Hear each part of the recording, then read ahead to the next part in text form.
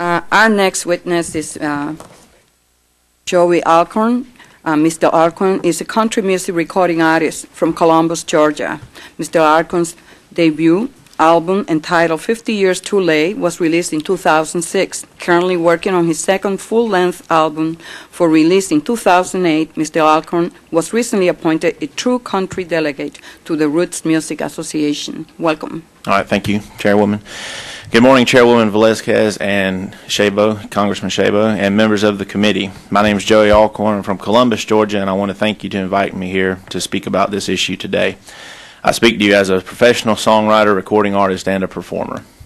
As I will explain, Internet radio is one of the greatest opportunities for the 21st century recording artist. It helps fans find new music, it helps artists find new fans, and leads to new and unexpected performance and touring opportunities, and yet still pays royalties. What a great combination. But if the Copyright Royalty Board royalties are implemented and webcasters go silent permanently, as they did Tuesday for their Day of Silence demonstration, then all these benefits will be lost. The higher royalty rates from fewer webcasters will benefit only a few big artists, just as broadcast radio benefits a few but leaves most independent artists like me high and dry. But let me go back and tell you a little bit about me and my music. As the title track of my album says, I was probably born 50 years too late. I've been playing music for what seems like every day since I was about 14 years old. It was then I discovered Hank Williams Sr., and that changed what I was doing forever. All those old stories of heartbreak, heaven, and hell and American history got into my blood, and I started writing songs myself. These aren't mainstream country songs like you hear on FM radio today. My songs pay tribute to what they now call classic country, which is, artists like Hank Williams and Johnny Cash and Faron Young, and even old guys like Muddy Waters and Lead Belly. I tell my stories with steel guitars and fiddles, a hillbilly whine, and a yodel. I do okay for a young guy playing traditional country music. I make a living, enjoy some success, and have a good and growing following. I've shared the stage with some of the legends, members of Hank Williams' Drifting Cowboys Band, Ernest Tubbs' Texas Troubadours, and Waylon Jennings' Waymore Blues Band. Hank Williams III, who is Hank Sr.'s grandson, even performed on a song with me for my debut record. But none of my success comes from mainstream FM radio or happens in Nashville, where the major studios are based. My business begins with my guitar, a pen and paper, and a local recording studio, and it grows and thrives on the Internet. Traditional terrestrial radio promotion was never in my business plan because they just don't play this kind of music anymore, until Internet radio changed my business and expanded my opportunities 1,000-fold. Joey Allcorn and many artists just like me have found a home on Internet radio where we can reach people who appreciate the kind of music we do. Last year we made the Ram Radio Top 10 list of 2006, and people would come up to me at shows and say, I bought your album on the Internet, heard your music on Last FM or Pandora or any of these services, and that changed my world. It's incredibly easy to buy music with Internet radio. All the stations have buy buttons that connect listeners to Amazon.com, iTunes, CD Baby, or the station's own virtual store, so I've been able to sell a lot of albums that way. Compare this to the frustration of broadcast radio.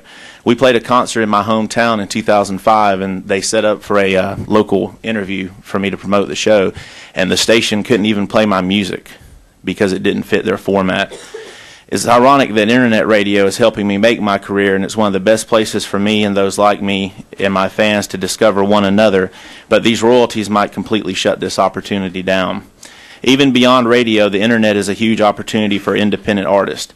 It has decentralized the music industry so all artists have a shot. I don't need a major record label or major studio support to make music, find an audience, distribute my music, and make a decent living. Instead, I can go direct to music fans, or they can find me using Internet radio or a simple Yahoo search on classic country music. And that's okay for the major labels because they would never sign us anyway. My band doesn't sell enough albums to pay their electric bills. But with low barriers to entry into Internet radio, I can build my audience one listener at a time, one city at a time, with the music that I love. In a way, I guess you could call Internet radio the greatest grassroots music movement ever. All this opportunity makes these drastic new royalties even more bizarre to me. Here's a new radio outlet that has broken the industry wide open for independent artists and small labels. It pays royalties to artists who don't get paid on broadcast radio and is the only medium with a buy button next to the song titles. Yet 3 judges from somewhere I've never heard of decide to raise webcasters' royalty rates so they will go out of business. And if that happens, my career, my small business, and my fans will suffer. I've heard that Sound Exchange, on behalf of its artist members, is claiming that this royalty fight is about big webcasters ripping off artists. That's really unfair, and I don't understand it. Artists benefit equally from small and large webcasters. These new royalties will kill the small webcasters first, but then one by one, as time goes on, they will kill the larger ones as well. If that happens, the opportunities lost for independent artists will be painfully real. In fact, I just met a guy last week whose band was heard on Pandora by one music director, and the following week he was playing before 15,000 in Kansas.